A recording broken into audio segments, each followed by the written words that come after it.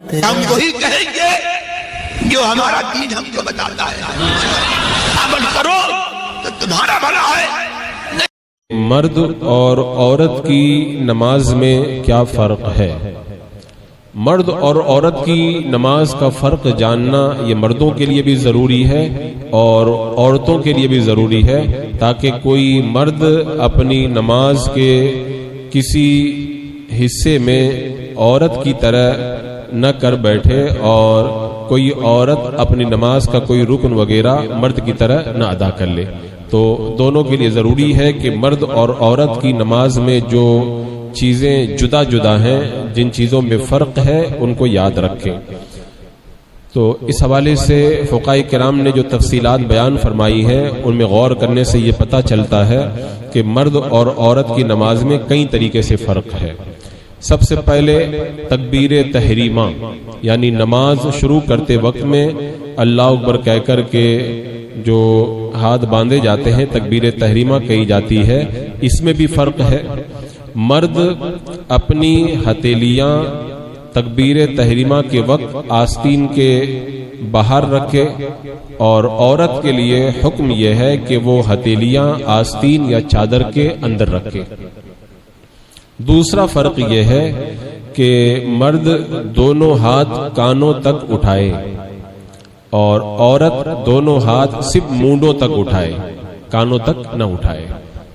اس کے بعد میں تیسرا فرق یہ ہے کہ مرد اپنے ہاتھوں کو ناف کے نیچے باندھے اور عورت اپنے ہاتھ پستان یعنی چھاتی کے نیچے باندھے۔ چوتھا فرق یہ ہے کہ مرد جب ناف کے نیچے اپنے ہاتھ باندھے تو دائیں ہاتھ کی ہتھیلی بائیں ہاتھ کی ہتھیلی کے جوڑ پر رکھے اور چھنگلیاں اور انگوٹھا کلائی کے اگل بگل میں رکھے اور بیچ کی انگلیاں بائیں ہاتھ کی کلائی کی پشت پر رکھے، یعنی یہ جو جوڑ ہے اس پر ہتھیلی رکھے اور یہ تین انگلیاں یہ اوپر رکھے اور دو انگلیاں یہ دائیں بائیں اگل بگل رہے۔ یہ مرد کے لیے حکم ہے، اور عورت کے لیے حکم یہ ہے کہ بائیں ہاتھ کی ہتھیلی کو پستان کے نیچے رکھے اور دائیں ہاتھ کی ہتھیلی اس کی پشت پر رکھے۔ فرق سمجھے کہ مرد تو تین انگلیاں اوپر رکھتا ہے اور دو انگلیاں دائیں بائیں کرتا ہے، ہاتھ کی ہتھیلی کے جوڑ پر جو ہے وہ اپنی دائیں ہاتھ کی ہتھیلی بائیں ہاتھ کی ہتھیلی کے اوپر رکھتا، جوڑ پر رکھتا ہے، لیکن عورت کے لیے ایسا حکم نہیں ہے۔ عورت صرف بائیں ہاتھ کی ہتھیلی کو پستان کے نیچے رکھ دے اور دائیں ہاتھ کی ہتھیلی اس کے پشت کے اوپر ایسے رکھ دے۔ تو یہ چوتھا فرق ہے۔ پانچواں فرق یہ ہے کہ رکوع میں مرد پورا جھکے، اس طرح کہ پیٹھ خوب بچھائے کہ اگر پانی کا پیالہ پیٹھ پر رکھ دیا جائے تو ٹھہر جائے، اور عورت اتنا جھکے کہ ہاتھ گھٹنوں تک پہنچ جائے، یعنی مرد کی طرح پوری نہ جھکے بلکہ اتنا جھکے کہ ہاتھ گھٹنوں تک پہنچ جائے۔ پھر چھٹا فرق یہ ہے کہ مرد رکوع میں اپنا سر پیٹھ کے برابر رکھے، نہ پیٹھ سے اونچا رکھے نہ پیٹھ سے نیچا رکھے، اور عورت سر پیٹھ سے اونچا رکھے، برابر نہ رکھے، اپنی پیٹھ سے اوپر رکھے سر۔ اور ساتواں فرق یہ ہے کہ رکوع میں مرد ہاتھ پر ٹیک لگائے، یعنی گھٹنوں کو ہاتھ سے پکڑ لے، گھٹنوں کو ہاتھ سے پکڑ لے، اور عورت ہاتھ کو گھٹنوں پر رکھ کے گھٹنے پکڑے نہیں، گھٹنوں پر زور نہ دے۔ تو یہ ایک اور فرق ہے ان دونوں کے درمیان۔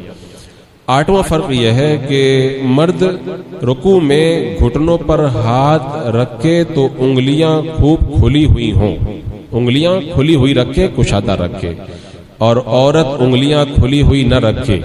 رکوع میں عورت جب اپنا ہاتھ گھٹنوں پر رکھے تو انگلیاں کھلی نہ ہوں بلکہ آپس میں ملی ہوئی ہوں۔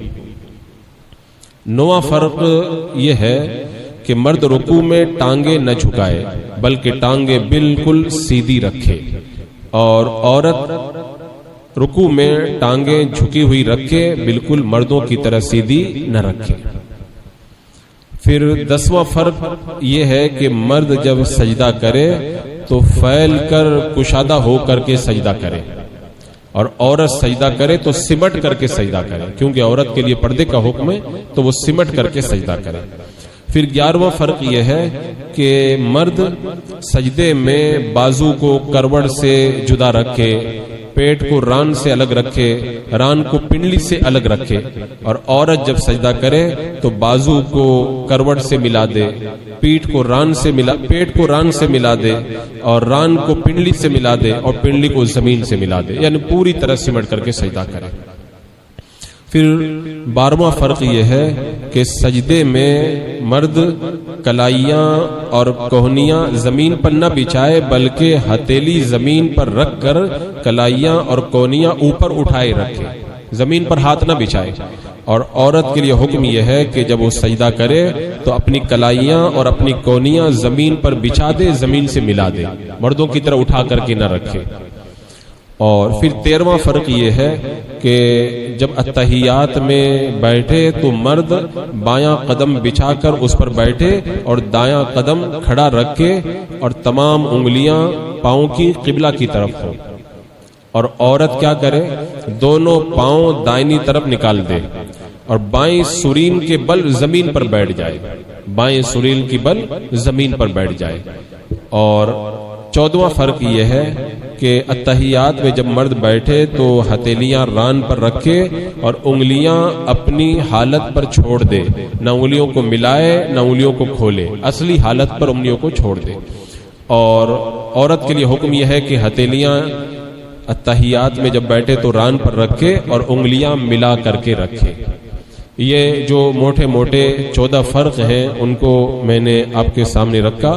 تو مرد اور عورت کو چاہیے کہ اپنی نماز میں جو ارکان وغیرہ ادا کرے، رکوع سجدہ وغیرہ ادا کرے، تو ان چیزوں کا خیال رکھے تاکہ نماز صحیح طریقے سے ادا ہو پائے۔ واللہ تعالی اعلم۔